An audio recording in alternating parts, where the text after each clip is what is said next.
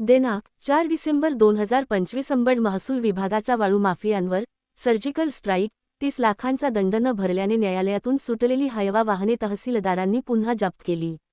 वाळू माफियांवर आता MPDA व तडीपारीची कारवाई करणार तहसीलदार विजय चव्हाण यांचा सज्जडदम. अंबड तालुक्यात अवैध गौण खनिज उत्खनन व वाहतूक करणाऱ्यांवर जरब बसवण्यासाठी महसूल प्रशासनाने आज दिनांक 4 अत्यंत आक्रमक भूमिका घेतली आहे. अवैध वाळू वाहतूक प्रकरणी पोलिसांतून व न्यायालयातून जामीन मिळवून वाहने सोडवून नेण्याच्या प्रयत्नात असलेल्या वाळू तस्करांना तहसीलदार विजय चव्हाण यांच्या नेतृत्वाखालील पथकाने जोरदार धक्का दिला. जोपर्यंत शासनाचा थकीत दंड भरला जात नाही तोपर्यंत वाहने सोडली जाणार नाहीत, या भूमिकेवर ठाम राहत महसूल पथकाने आज सायंकाळी पहाटेचे 5 वाजेच्या सुमारास 2 हायवा वाहने पुन्हा जप्त केली. नेमकी कारवाई काय? गोंदी पोलीस ठाण्याच्या हद्दीत अवैध वाळू वाहतूक केल्याप्रकरणी हायवा क्र. MH21BG-8822 मालक आमेर गुलाब बागवान आणि हायवा क्र. MH20GQ-9597 मालक रवींद्र जगन्नाथ पिवळ यांच्यावर गुन्हे दाखल होऊन वाहने जप्त करण्यात आली होती. सदर वाहनांवर उपविभागीय अधिकारी यांनी प्रत्येकी रु. 30,10,700 30,10,700 इतका दंड ठोठावला आहे. आज सदर वाहने फौजदारी न्यायालयाच्या आदेशाने पोलिसांकडून सोडण्यात येत होती.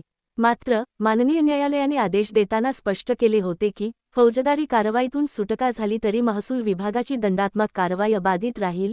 JMFC ऑर्डर क्लॉज 3 आणि हायकोर्ट WP 4258/2018 या कायदेशीर बाबीचा आधार घेत तहसीलदार विजय चव्हाण यांनी दंड भरल्याशिवाय वाहने नेऊ देण्यास मज्जाव केला.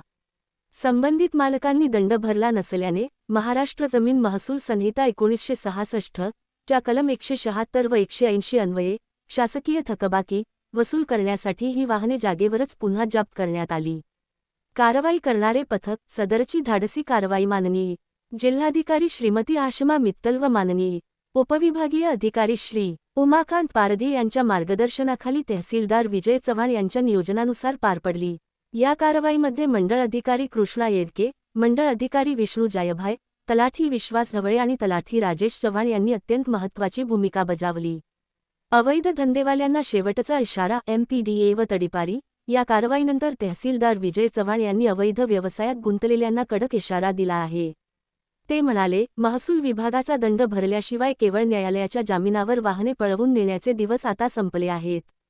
इथून पुढे तालुक्यात अवैध गौण खनिज उत्खनन व वाहतूक खपवून घेतली जाणार नाही.